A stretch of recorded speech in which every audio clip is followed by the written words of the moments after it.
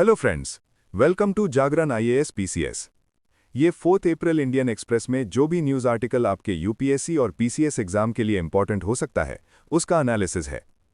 इस डिस्कशन के short notes का पीडीएफ हमारे टेलीग्राम चैनल पे अवेलेबल होगा।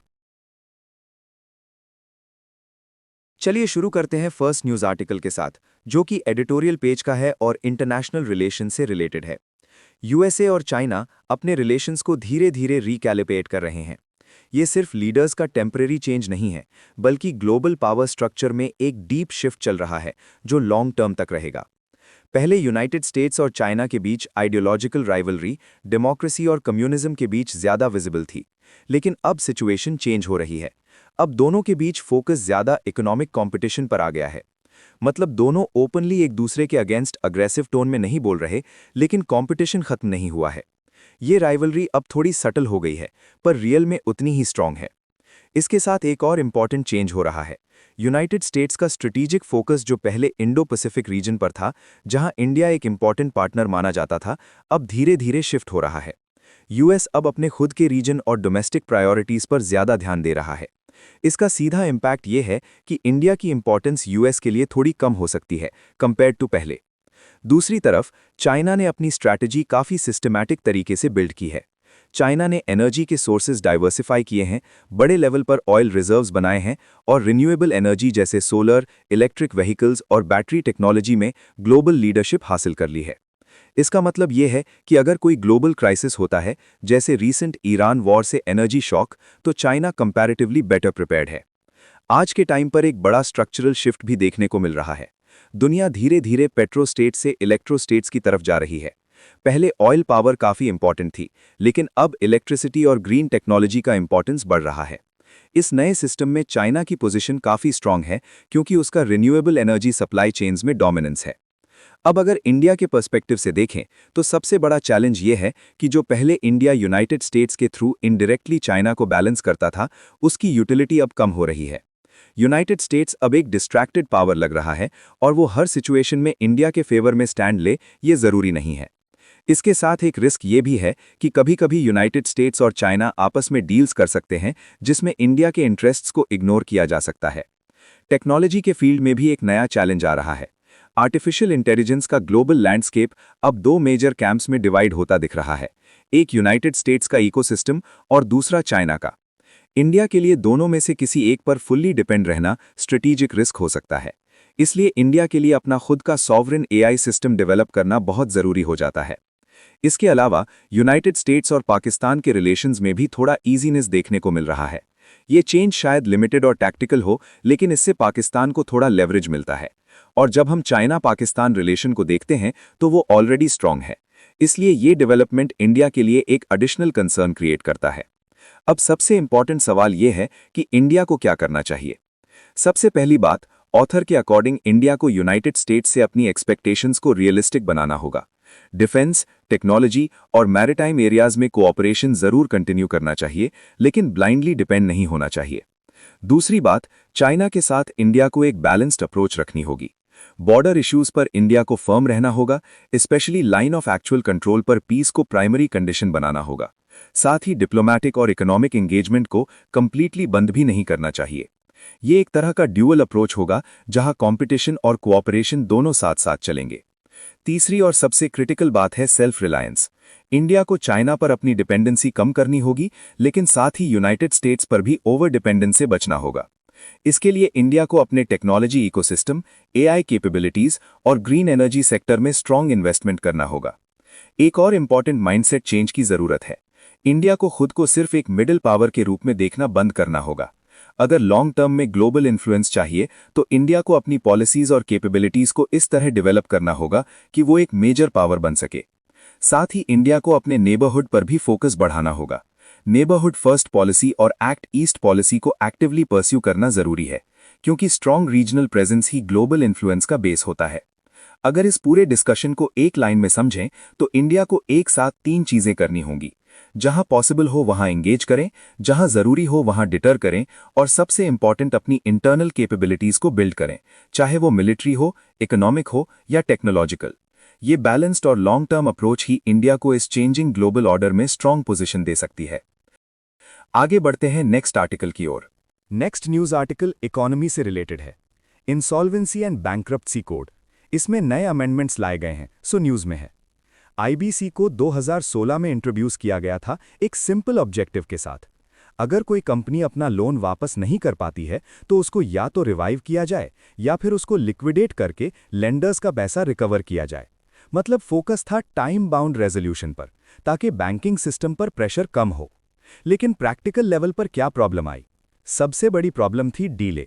जहां प्रोसेस थियोरेटिकली 14 दिन में स्टार्ट होना चाहिए था, वहीं मंथ्स लग जाते थे। केसेस बैकलॉग हो गए, लिटिगेशन बढ़ता गया और रिकवरी रेट भी एक्सपेक्टेड से कम रही। इसी वजह से गवर्नमेंट को लगा कि सिस्टम को और एफिशिएंट बनाना जरूरी है। अब आते हैं 2026 के अमेंडमेंट पर। इसका मेन फोकस है प्रोसेस को फास्ट और इफेक्टिव बनाना। सबसे इंपॉर्टेंट चेंज है एडमिशन स्टेज पर। अगर डिफॉल्ट प्रूव हो जाता है तो अब नेशनल कंपनी लॉ ट्रिब्यूनल को एप्लीकेशन एडमिट करना ही होगा। पहले मल्टीपल ग्राउंड्स पर रिजेक्शन हो जाता था, जिससे डीले होता था। दूसरा इंपॉर्टेंट रिफॉर्म है CIRP, यानी creditor initiated insolvency resolution process. इसका मतलब है कि अब क्रेडिटर्स खुद मिलकर बिना कोर्ट के प्रोसेस शुरू कर सकते हैं। लेकिन इसके लिए कम से कम 51% फाइनेंशियल क्रेडिटर्स की एग्रीमेंट जरूरी होगी। ये एक तरह का आउट ऑफ कोर्ट मैकेनिज्म है जो टाइम बचाने में मदद करेगा। इसके अलावा एक नया कॉन्सेप्ट इंट्रोड्यूस हुआ है, ग्रुप इंसॉल्वेंसी का। आजकल कंपनीज अलग अलग एंटिटीज के फॉर्म में काम करती हैं, लेकिन उनका बिजनेस इंटरकनेक्टेड होता है। अगर एक कंपनी फेल होती है तो दूसरी भी इंपैक्ट होती है। इसलिए अब पूरे ग्रुप को एक साथ रिजॉल्व करने का प्रोविजन दिया गया है। क्रॉस बॉर्डर इंसॉल्वेंसी भी एक इंपॉर्टेंट एडिशन है। ग्लोबलाइजेशन के एरा में कंपनीज मल्टीपल कंट्रीज में ऑपरेट करती हैं। अगर कोई कंपनी इंडिया के बाहर भी एसेट्स रखती है तो उनको रिजॉल्व करना मुश्किल होता था। अब इसके लिए क्लियर फ्रेमवर्क दिया गया है जो इंटरनेशनल बेस्ट प्रैक्टिसेस के साथ अलाइन करता है और इन्वेस्टर कॉन्फिडेंस बढ़ाता है। एक और इंपॉर्टेंट चेंज है अपेलेट लेवल पर डीले को कम करना। नेशनल कंपनी लॉ ट्रिब्यूनल को अब 3 महीने के अंदर केसेस डिस्पोज करने होंगे। इसमें कॉन्फ्लिक्ट ऑफ इंटरेस्ट को भी एड्रेस किया गया है। पहले जो रेजोल्यूशन प्रोफेशनल होता था वही लिक्विडेटर बन सकता था, जिससे एक इंसेंटिव प्रॉब्लम क्रिएट होती थी। अब इसको अलग कर दिया गया है ताकि फेयर डिसीजन मेकिंग हो सके। प्री पैकेज्ड इंसॉल्वेंसी प्रोसेस यानी PPIRP में भी चेंज किया गया है।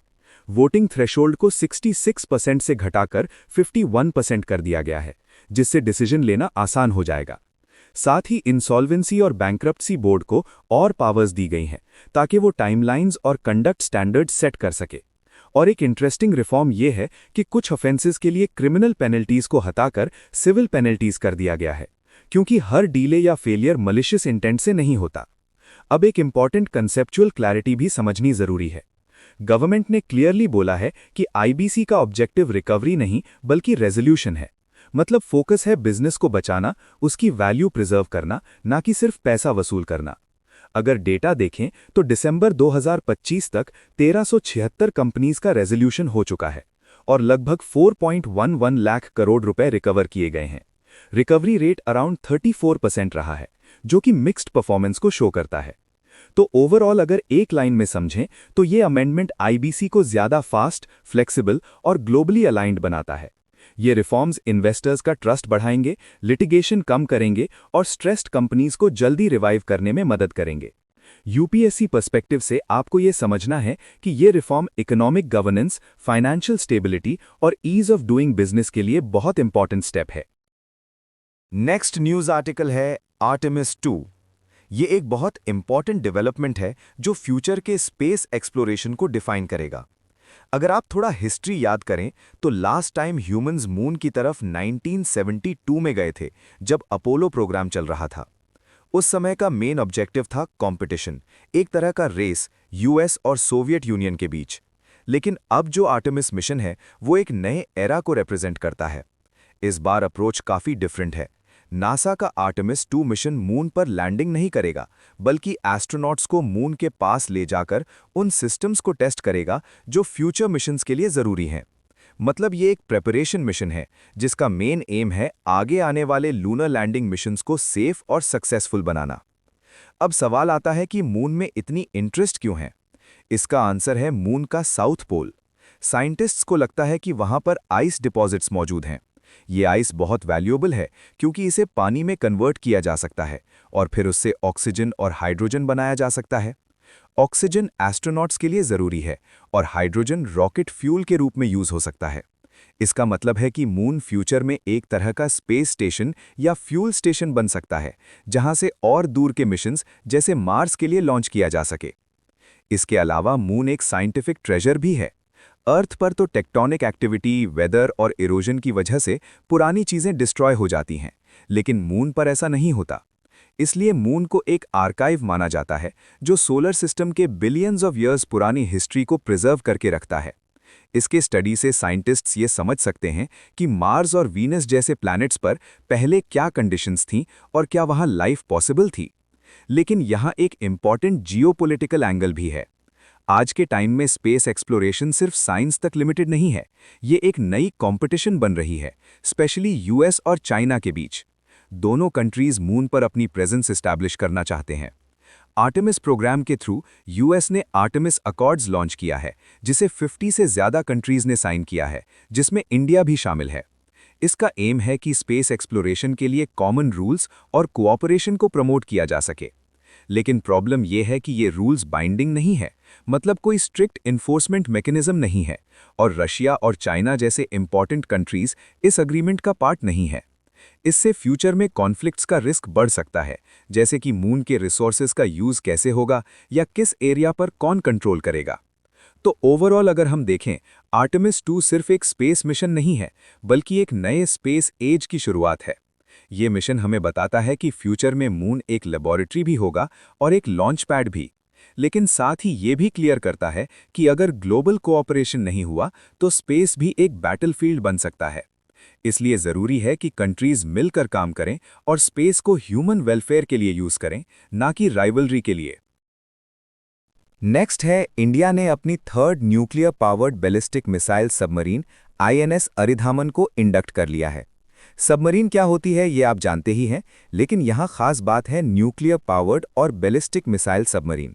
न्यूक्लियर पावर्ड का मतलब है कि ये सबमरीन डीजल या फ्यूल से नहीं, बल्कि न्यूक्लियर रिएक्टर से चलती है। इससे सबसे बड़ा एडवांटेज ये होता है कि ये सबमरीन बहुत लंबे समय तक बिना सरफेस पर आए समंदर के अंदर रह सकती है। इससे एनिमी को डिटेक्ट करना बहुत मुश्किल हो जाता है। अब बैलिस्टिक मिसाइल सबमरीन का मतलब है कि ये सबमरीन न्यूक्लियर मिसाइल्स कैरी करती है, जो लॉन्ग डिस्टेंस तक स्ट्राइक कर सकते हैं। जैसे कि इसमें K-15 और K-4 मिसाइल्स हैं, जिसमें K-4 की रेंज लगभग 3500 किलोमीटर्स तक है। इसका मतलब इंडिया समंदर के अंदर से भी दूर तक न्यूक्लियर स्ट्राइक कर सकता है। अब सबसे इंपॉर्टेंट कॉन्सेप्ट है न्यूक्लियर ट्रायड। न्यूक्लियर ट्रायड का मतलब होता है कि एक कंट्री के पास 3 तरीकों से न्यूक्लियर अटैक करने की कैपेबिलिटी हो, लैंड से, एयर से और सी से। इंडिया के पास पहले लैंड और एयर कैपेबिलिटी थी, लेकिन सी बेस्ड कैपेबिलिटी स्ट्रांग हो रही है। इससे इंडिया का डेटरेंस और भी स्ट्रांग हो जाता है। इंडिया का न्यूक्लियर डॉक्ट्रिन ये कहता है कि हम पहले न्यूक्लियर अटैक नहीं करेंगे, लेकिन अगर कोई हम पर अटैक करता है तो हम उसका जवाब जरूर देंगे। इसी को सेकंड स्ट्राइक कैपेबिलिटी कहते हैं। सबमरीन्स इसमें की रोल प्ले करती हैं, क्योंकि अगर लैंड और एयर बेसिस डिस्ट्रॉय हो भी जाएं, तब भी समंदर के अंदर छुपी सबमरीन से इंडिया रिटेलिएशन कर सकता है। आईएनएस अरिधामन की खास बात यह है कि ये आईएनएस अरिहंत और आईएनएस अरिघाट से ज़्यादा एडवांस्ड और बड़ा है, लगभग 7000 टन्स का। इसमें ज़्यादा मिसाइल्स कैरी करने की कैपेसिटी है, जो इंडिया की स्ट्रेटेजिक स्ट्रेंथ को और एनहांस करता है। ये पूरा प्रोग्राम इंडिया का इंडिजिनस है, मतलब देश के अंदर डेवलप हुआ है, जिसमें डीआरडीओ और प्राइवेट कंपनीज का कंट्रीब्यूशन है और रशिया से भी कुछ टेक्निकल सपोर्ट मिला है। ये भी एक इम्पॉर्टेंट पॉइंट है, क्योंकि यूपीएससी में सेल्फ रिलायंस और डिफेंस इंडिजनाइजेशन का टॉपिक बार बार आता है। अगर ग्लोबल कॉन्टेक्स्ट देखें तो सिर्फ कुछ ही कंट्रीज के पास न्यूक्लियर ट्रायड है, जैसे यूएसए, रशिया, चाइना और फ्रांस। अब इंडिया भी इफेक्टिवली इस एलीट ग्रुप का हिस्सा है। आगे की बात करें तो इंडिया एक और एसएसबीएन बना रहा है और साथ ही न्यूक्लियर पावर्ड अटैक सबमरीन्स यानी एसएसएन प्रोग्राम पर भी काम चल रहा है। ये सब मिलकर इंडिया की नेवल पावर और स्ट्रेटेजिक सिक्योरिटी को काफ़ी स्ट्रांग बना रहे हैं। तो सिंपल शब्दों में आईएनएस अरिधामन इंडिया की सिक्योरिटी, डेटरेंस और ग्लोबल स्ट्रेटेजिक पोजीशन को मजबूत बनाने का एक बड़ा कदम है। आज के लिए बस इतना ही। अगर ये एनालिसिस आपके लिए यूजफुल रही हो तो चैनल को सब्सक्राइब करें। Thank you for watching.